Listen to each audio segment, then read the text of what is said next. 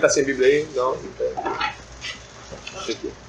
Bom, meus queridos, hoje a gente começa então esse estudo dirigido em relação a Romanos. Diego vai me dar um apoio aqui hoje. E eu propus colocar essa página introdutória da Bíblia de Genebra na frente, porque eu percebi que essa introdução ao livro de Romanos deles aí ficou muito sucinta e ao mesmo tempo muito boa. O livro de Romanos, quantos aqui já tiveram a oportunidade de ler pelo menos 3 capítulos desse livro de Romanos? Já teve uma galera aqui. Gostou?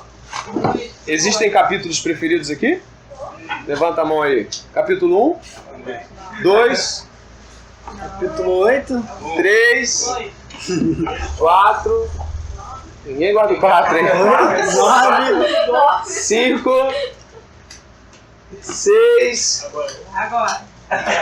7. Ih, rapaz, vamos parar, não vamos dar esse estudo não. Levanta a mão. 8. 8 não vai ter. 10. 9.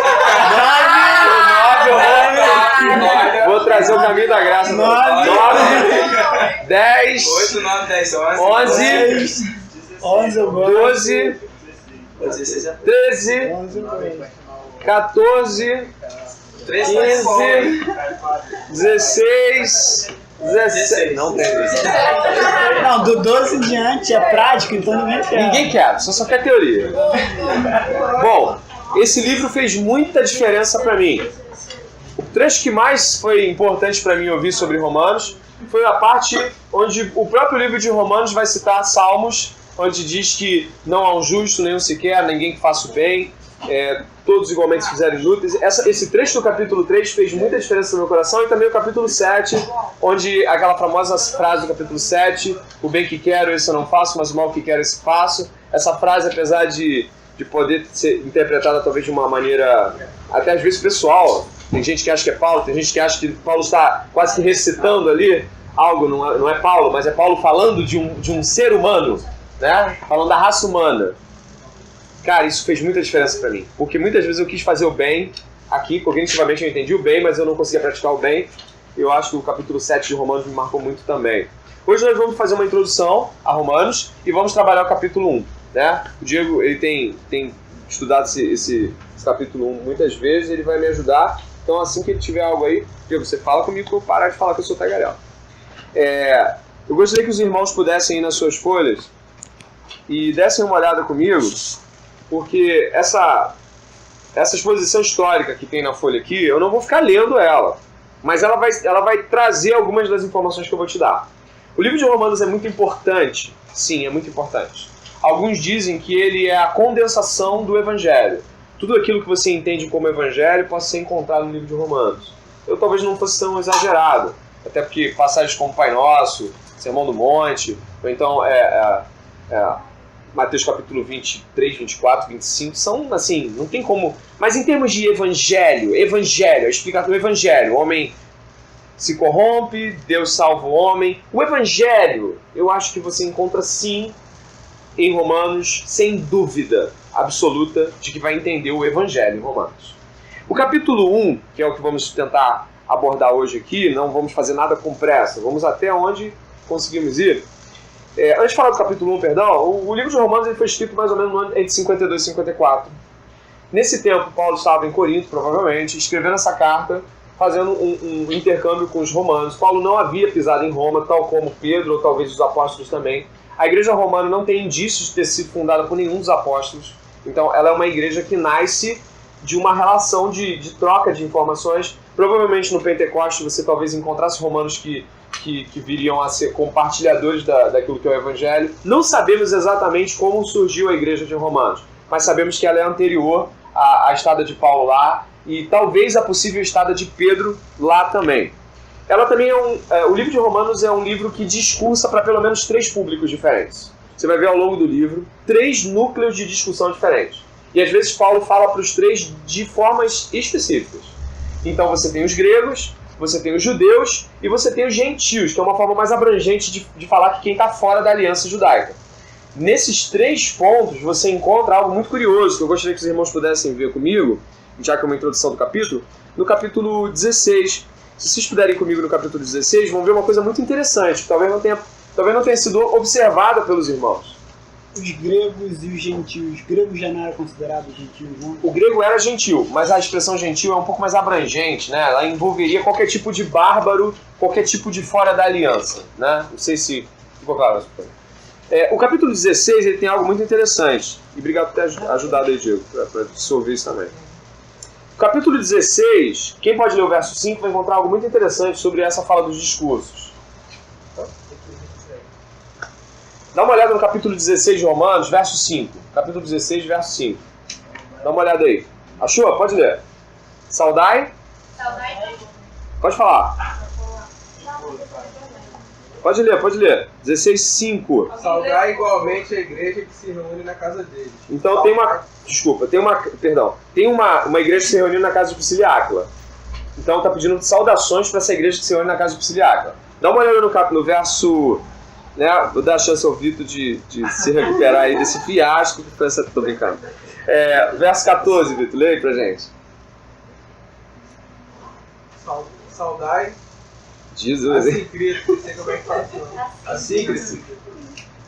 Não, isso aí foi sacanagem. Vai lá. Levou antes de vocês, velho. Se eu tivesse filho homem. Pátodas, Hermas e os irmãos se reunindo com eles. Alguém pode ler o verso 15? Saudai a Filólogo e a Júlia e a Nereu e a sua irmã e a Olimpas e a todos os santos que com eles estão. Você tem 3 núcleos de igreja. Pelo menos. Tem 3 casas divididas numa cidade como Roma, que tinha cerca de 1 milhão de pessoas.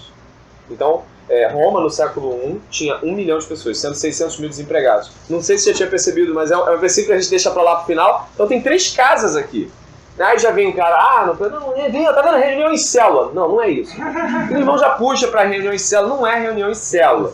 São 3 casas que estão recebendo a carta de Paulo. Então você pode imaginar que talvez uma carta tinha uma posição mais helênica. Isso é só uma conjectura. Uma casa tinha uma posição mais helênica, talvez uma casa tivesse uma posição mais gentílica. O que eu quero dizer existem 3 discursos que podem acabar indo de encontro à ideia de que não tinha só um grupo de cristãos se reunindo, tinham casas se reunindo. Então, às vezes, um discurso valia para um grupo, mas talvez não fosse tão interessante para o outro, e que Paulo, quando escreve para Roma, ele propõe um certo grau de unidade. Porque se a igreja não é tão grande assim, né? Não era super grupos de muita gente, tá?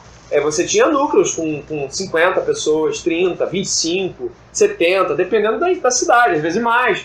Mas eu acho que Paulo, quando propõe um discurso numa carta só, discursar para grupos diferentes, vendo o final aqui com casas que se reúnem em núcleos diferentes, a gente pode pensar em unidade também. Paulo tentando aparar as arestas, falar, ele não está dizendo assim, reúnam-se juntos, mas é como se ele dissesse assim, o pessoal que está reunindo com a Priscila, super gente boa também. O pessoal que está lá com esse nome que o Vitor falou, Assíncreto lá, o pessoal da Assíncreto é gente boa. Eles também são irmãos, não importa se é grego, não importa se é judeu. Minha fala está sendo compreendida? Os discursos triplificados de Paulo, duplificados, eles também representam uma tentativa de unidade com a igreja e também uma ideia de igualdade em relação a Jesus Cristo e a sua igreja, que não havia igrejas, mas uma igreja, e por isso uma carta, mesmo havendo 3 núcleos. Um texto de igreja é diferente, distinto também, porque ali você não vê a igreja, não é um templo de 4 paredes, todos os cristãos se reúnem ali. Na igreja, por exemplo, poderia falar, a igreja de Nova Iguaçu, mas uma igreja em Nova Iguaçu. Exatamente. Boa fala do Diego. Então a ideia de Paulo trabalhar uma ideia de unidade é muito importante e nós às vezes não entendemos. O Paulo Borges Júnior, isso é só uma introdução, a gente não entrou no capítulo 1, para tu ver como é que o negócio é rico, né? Paulo Borges Júnior, uma vez perguntaram para ele numa conferência, né, o pregador Paulo Borges Júnior, do Ministério Sal da Terra, perguntaram para ele assim, vem cá, quantos membros tem na sua igreja? E ele falou, a minha igreja? A sua igreja lá, na sua cidade, sua igreja local, quantos membros tem? Aí ele falou, eu vou errar o número, mas ele falou, lá tem 60 mil. Cara, tua igreja tem 60 mil membros? Você não perguntou aos irmãos que se reúnem lá na minha cidade? Então, a igreja da minha cidade estimaram que tem 60 mil. Porque pra ele é irmão. O cara da Metodista, o cara da Batista é irmão. Então tem 60 mil. A igreja dele. Entendeu? O cara pensou em termos de cristianismo ali. Né? A gente pensando em termos de igreja local, a gente pode muito bem falar, né? Clube Católico na paróquia de Nova Iguaçu, mas pô, quantas igrejas tem em Nova Iguaçu? Será que tem várias igrejas em Nova Iguaçu? Então tem vários cristos? Acredito que Paulo está propondo um discurso aqui, não que, e eu vou falar sobre cultura, não que exclui a cultura diferente, mas que diz que ela não é o fator principal quando se fala de Jesus Cristo. Amém? Isso é a introdução. Vamos no capítulo 1 então? Vamos no capítulo 1, né? Vamos no capítulo 1. Então aí uma introdução, a importância histórica é muito grande, né? Nós temos aí Wesley, John Wesley, Martinho Lutero. Pô, pode falar sim, cara. Essa epístola possui também essa importância histórica, só para a gente analisar, porque grandes homens de Deus se converteram através dessa epístola. Se a gente fosse pegar, por exemplo, Martinho Lutero, ele ao ler Romanos 1, 16 e 17, ele se sentiu tocado e foi justamente esse trecho que o levou à reforma protestante. As 95 teses deles eram de quê? Porque elas não estavam baseadas em fé, mas sim em obras. Então, justamente Romanos 1 foi a base de Lutero. A gente pode pegar outros caras também. Os morávios. Os morávios se converteram em uma reunião, se eu não me engano, organizada por John Wesley, o Clube da Santidade, sei lá, e estava sendo feita uma exposição sobre o livro de Romanos. Justamente é naquela exposição que eles se converteram e aí partiram depois para pregar o Evangelho. Não só ele também, mas também Agostinho. Agostinho se converteu lendo lendo um trecho, se não me engano, dessa epístola. Isso. Foi onde ele vivia uma vida totalmente depravada, entregue à imoralidade sexual e coisas assim, e em meio a tudo aquilo, tipo, ele começou a ler as escrituras e tudo mais. Teve um momento que ele estava com a Bíblia, ele fechou a Bíblia e tacou longe. Depois veio uma criancinha e falou, tome e leite. E foi onde ele se converteu, ele abriu no trecho de Romanos e foi onde ele se converteu. Se não me engano foi isso, né, Agostinho? E essa é a importância que ela teve, assim, tem não só na história pra gente, como enfim, a vida desses reformadores. Essa fala é importante porque você tem livros da Bíblia, todos eles igualmente inspirados por Deus, é claro, com certeza. Só que a eficácia do livro, em alguns aspectos, do ponto de vista didático, às vezes elas diferem. Você encontra uma rapidez, uma eficácia didática muito mais rápida e direta em Romanos do que em Números. Então, o que a gente está querendo dizer aqui não é que um livro é melhor que o outro, mas assim, quando você lê Romanos, é mais rápido absorver determinados aspectos do que ler Números. Mas é igualmente importante porque é tudo inspiração de Deus. Mas olha, esses caras aí mudaram o mundo no sentido cristão. Né? Alguns teólogos, assim, vão falar acerca de Romanos, não sendo ele o melhor livro da Bíblia, eles vão falar que ele é a Bíblia dentro da Bíblia. Porque ele chega a trazer, assim, o livro de Gálatas também é um livro muito bom. O próprio Lutero também fez um comentário sobre ele, foi um dos livros que mais impactou a vida de Lutero. Então, assim, só que o livro de Romanos, ele traz uma... Paul Washer vai falar, se eu não me engano, Paul Washer ou o próprio Lloyd Jones vai falar assim, que se existisse alguma epístola sistemática, se algum dos livros da Bíblia pudesse ser considerado uma epístola sistemática, essa seria o livro de Romanos. Não que Romanos seja uma epístola sistemática, mas ela que mais chega próximo de ser uma. E faz sentido falar que ela é uma epístola sistemática, ou seja, colocada em ordem, porque Paulo não estava lá. Então ele tinha que ser muito claro, já que é como se ele chegasse em papel lá, né? Ele se apresentasse em papel. Comumente era muito aceitado perceber que você vê que nas epístolas, Paulo primeiro está numa cidade, depois ele manda uma epístola. Porque depois que Paulo ia para uma cidade, as pessoas se aproveitavam e tentavam malhar o nome de Paulo, destruir a obra de Paulo. Nesse caso, Paulo se antecipa, ele lança a epístola antes da sua chegada. Ele primeiro envia a ele em corpo doutrinário e depois ele chega em pessoa. Claro que a gente sabe que ele vai preso. né? Ele vai como um prisioneiro, depois daquela viagem no Mediterrâneo, naufrágio, tudo mais. E eu queria que os irmãos pudessem olhar nessa folha que tem essa introdução. Tem umas coisas legais aqui, ó. Por exemplo, do lado direito, do lado esquerdo da folha, ela é dividida ao meio. Você vai encontrar assim no primeiro parágrafo da parte esquerda, só que do lado direito dela. Quando escreveu Romanos, acharam? Achou? Quando escreveu Romanos? Ela fica aqui desse lado aqui, ó. Deixa eu pegar aqui, ó. Aqui, ó. Tá aqui em cima, ó. Quando escreveu Romanos. Tá dizendo assim, ó. Quando escreveu Romanos, Paulo analisava o seu ministério e via que se encontrava num ponto crucial. Ele acreditava que tinha concluído o seu ministério no leste do Mediterrâneo e que o tempo era apropriado para a sua jornada ao oeste para a evangelização da Espanha.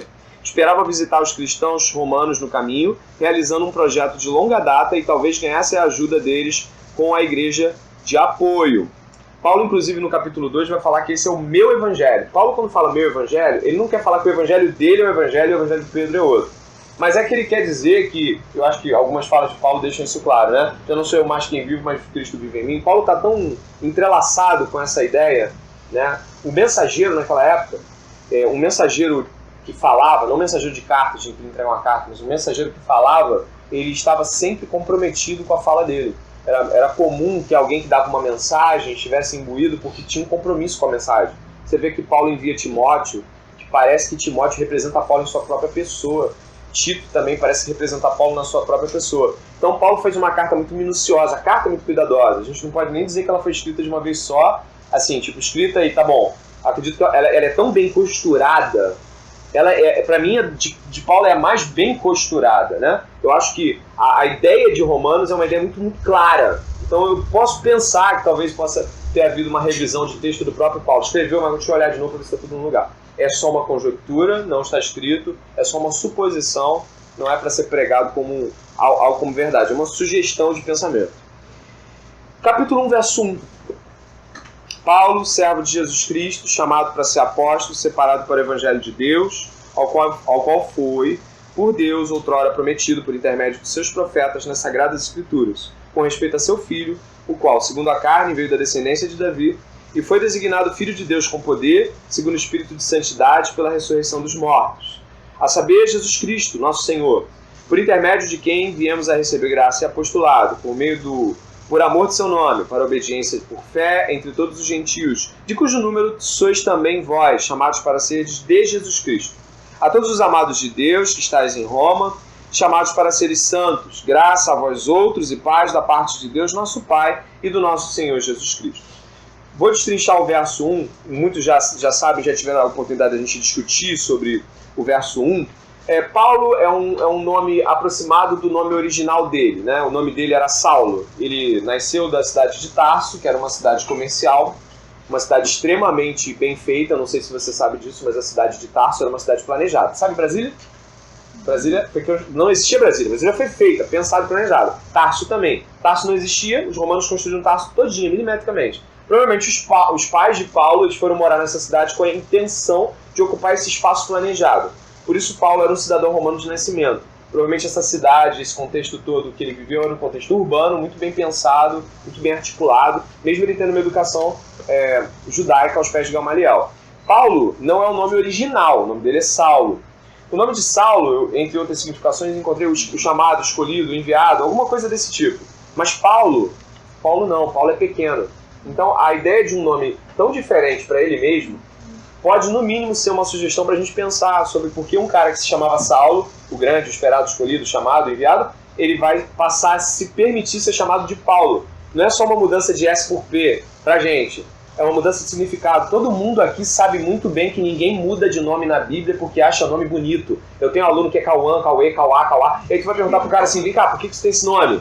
Minha mãe achou tão legal. E não era assim com Paulo. Paulo não muda de nome ou se permite ser chamado por outro nome e fica por isso mesmo. Você está entendendo? O nome não tinha essa relação que a gente tem com o nome. A coisa era séria, você mudou de nome. Você está sendo chamado por outro nome. Então por que você está sendo chamado por outro nome? Porque você carrega um significado especial. Tá entendendo? Então não tem gente que acha isso muito banal. O Saulo de Tarso de Atos capítulo 9 é o mesmo Paulo de Romanos. Cara, é e não é. Ele é, mas não se muda de nome na Bíblia porque achei bonito o som. É só pensar em Abrão, é só pensar em Sarai, é só pensar em Jacó e Israel. Não dá. Quando você viu a briga lá, que teve lá para botar o nome de João, no João Batista, mano.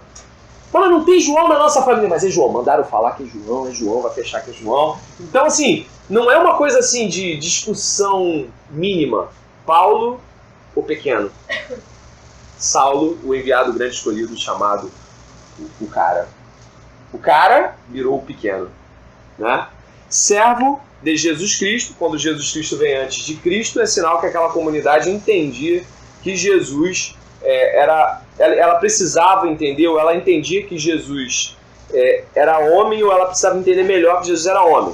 Quando você encontra Cristo Jesus, quando Paulo fala assim, Cristo Jesus, você vai encontrar em Colossenses, Cristo Jesus, é porque a ideia de Cristo não estava ainda muito nítida. Então Paulo ele inverte a posição do Cristo e bota antes de Cristo Jesus, para que a ênfase seja na primeira palavra. Gente, está falando de Bíblia, nada é por acaso. A Bíblia não está lá por acaso. Porque afirmando também que Jesus é o Cristo. Exatamente. E aí as inversões são para ênfases contrários. Servo é a palavra doulos, que é a palavra escravo. O doulos, ele era um latrineiro. Ele era, entre outras coisas, um enfesado, né? Um cara que trabalhava com as fezes. Ele pegava o cocôzinho das pessoas e limpava, o limpador de latrina, o lavador de pé quando o cara chega em casa. O doulos não era, digamos assim, o mordomo. Eu preguei esses dias na igreja e usei o termo mordomia. O mordomo era o chefe dos escravos. Não, o doulos não. O doulos ele não era o chefe dos escravos. O doulos era o baixa patente da escravidão. Chamado para ser apóstolo, separado para o evangelho de Deus. Esse separado é muito significativo porque a palavra é farisaios e ela significa fariseu. E aí você tem fariseu do evangelho. E Paulo era um fariseu mesmo antes, né? Mas agora ele é um fariseu do evangelho. A palavra em grego é farisaios, farisaicos, alguma coisa assim. Meu amigo greguista ali pode falar com mais precisão. Rafael é greguista também. Né? Sempre quando você está perto de alguém que você sabe que sabe mais de alguma língua, reporta a pessoa. Que se você errar, ela não vai te execrar. Entendeu? Ela vai falar, não.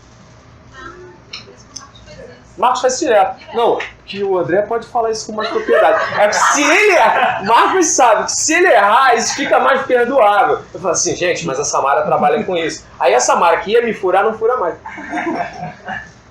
Furando particular. É brincadeira. Ai, meu Deus do céu. Evangelho de Deus. Tá, Paulo vai falar que o evangelho é dele. Vai ter momentos que Paulo vai falar que o evangelho é de Cristo. Vai ter momentos que Paulo vai falar que o evangelho é de Deus. Isso tudo quer dizer que o evangelho de Deus, na pessoa de Paulo, é o evangelho de Jesus Cristo. Não há dúvidas que quando falamos de evangelho de Deus e evangelho de Cristo, estamos falando da mesma coisa. Só não podemos ignorar o fato de que de fato, a pessoa que se revela na Trindade como filho foi a que desceu até aqui. Isso é muito estranho, né? Tentando explicar isso para o 7º ano, falando de filosofia, eles ficaram tão perturbados, estavam perturbados. Eu falei, gente, lá, Deus é outro. Aí eu apontei, o que é aquilo ali? Ah, aquilo ali é uma amendoeira. Pois é, e eu? Ser humano. Então, eu sou ser humano e aquilo é amendoeira. Eu sou ser humano, ele é Deus. Ele é outra espécie. Ele tem 3 pessoas, eu não sei fazer isso. Eu não sei. Bom, entendeu? O qual foi por Deus outrora prometido por intermédio de seus profetas nas Sagradas Escrituras. Esse texto, esse pedacinho do verso 2, ele é intencional, ele está querendo chamar a atenção para quem? Para os judeus. Por isso que o discurso está aí dos judeus. Mas vai falar assim, ó.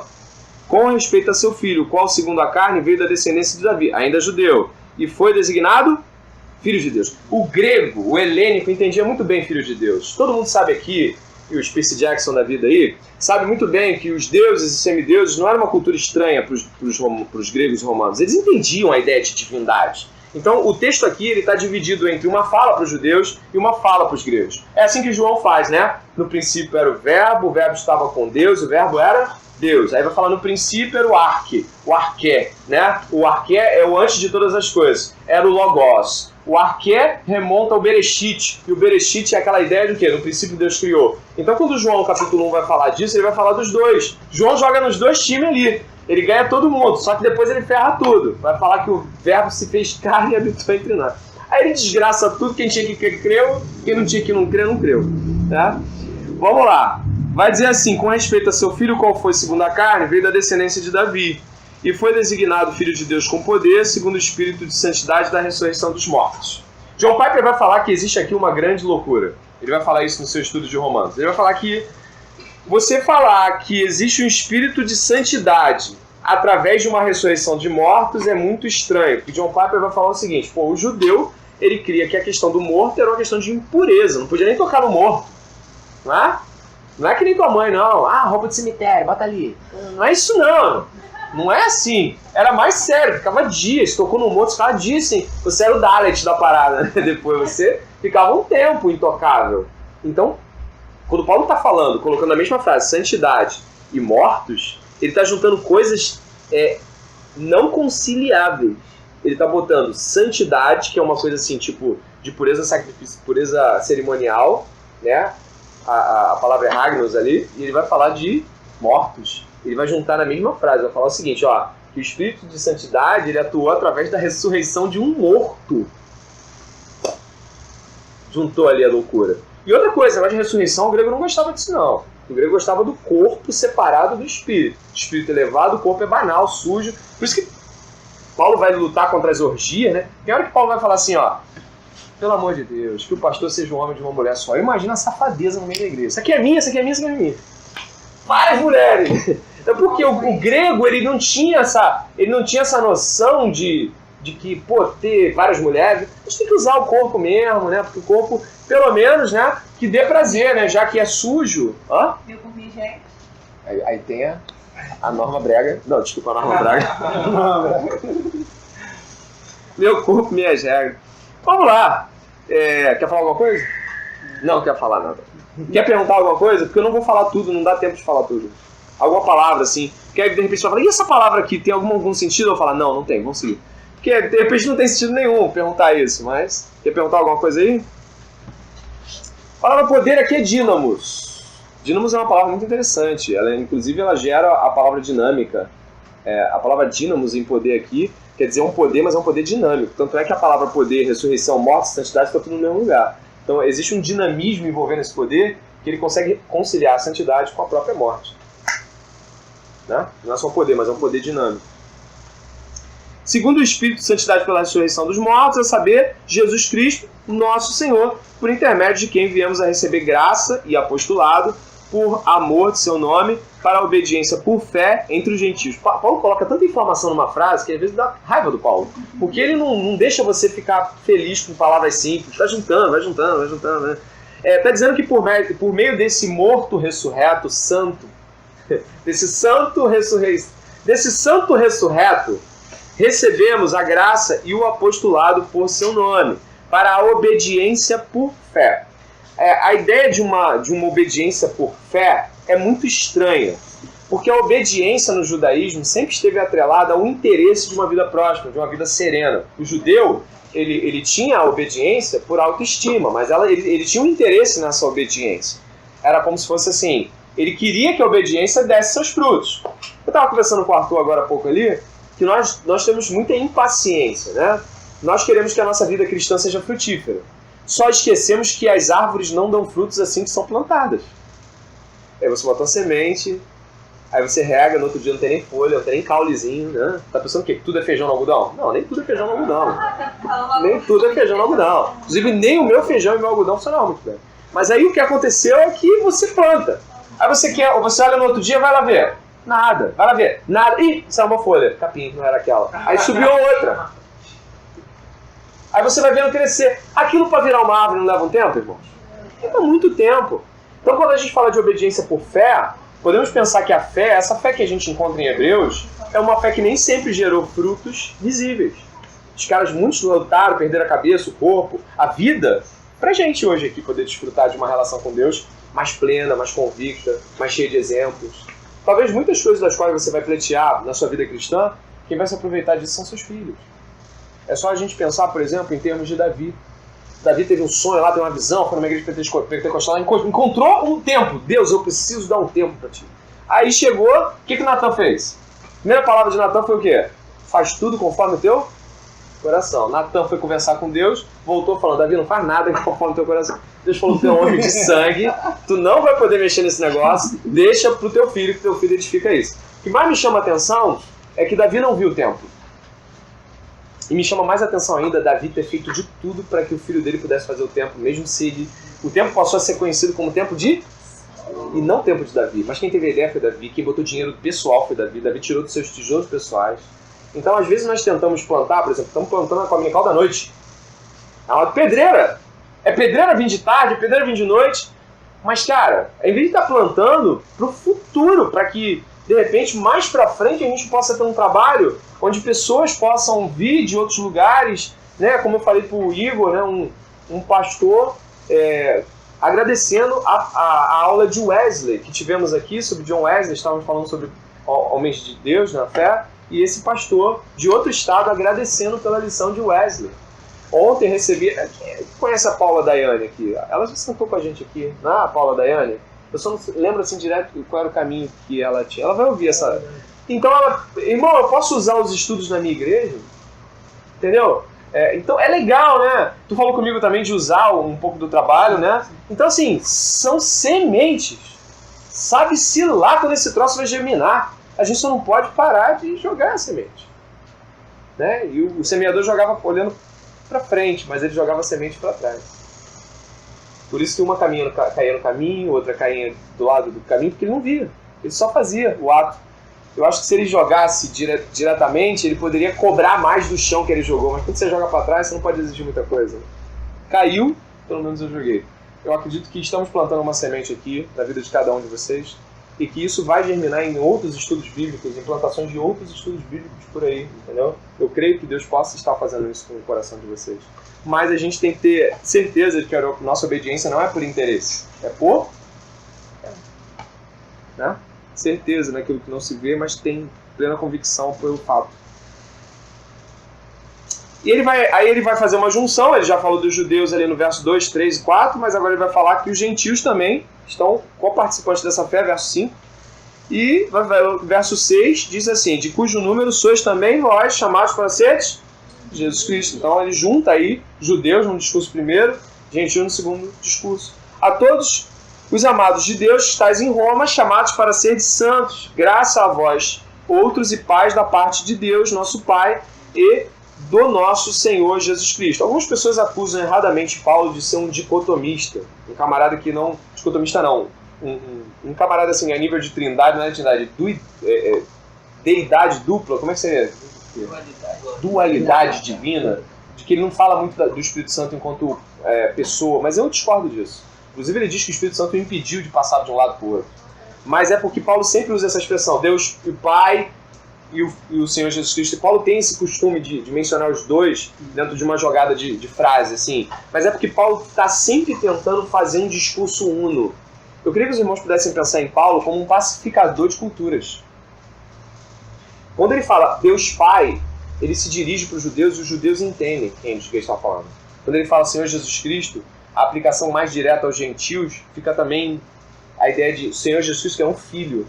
Então é como se fosse assim, todos nós temos culturas diferentes, mas quando nós nos propomos a falar com grupos mistos de cultura, nós temos que tentar ser o máximo. Sabe aquela pregação que você vai para a igreja sobre casamento e o pregador insiste em não incluir os solteiros na pregação? E você fica pensando assim, porque eu estou aqui... Dia da Mulher. A pregação não é sobre Jesus, é sobre mulher. Mulher casada. Mulher casada. Não tem, e com filho. Aí vai deixar. Aí é casada sem filho, se sente o quê? A estéreo, né? Tipo, não é mulher. Não é mulher. Não, mas até aquilo, levanta as mulheres pra ganhar uma lembrancinha, aí todo mundo levanta. Ah, não, são mulheres casadas. Valeu. Tipo, é uma bola fora. Mas o que eu quero...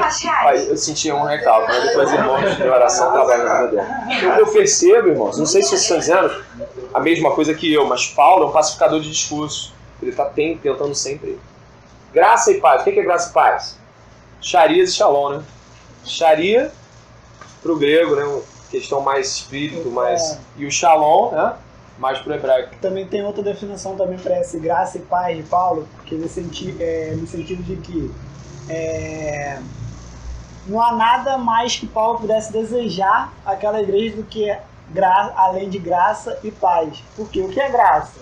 Graça é quando a gente recebe algo mesmo sabendo que a gente não merece aquilo.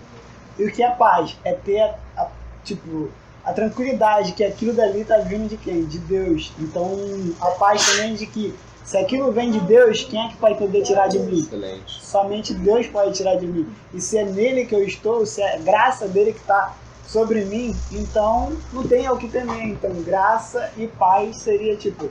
Paulo já disse tudo, ele poderia acabar a epístola, digamos, que ali, ao desejar graça e paz a ele, mas ele ainda vai continuar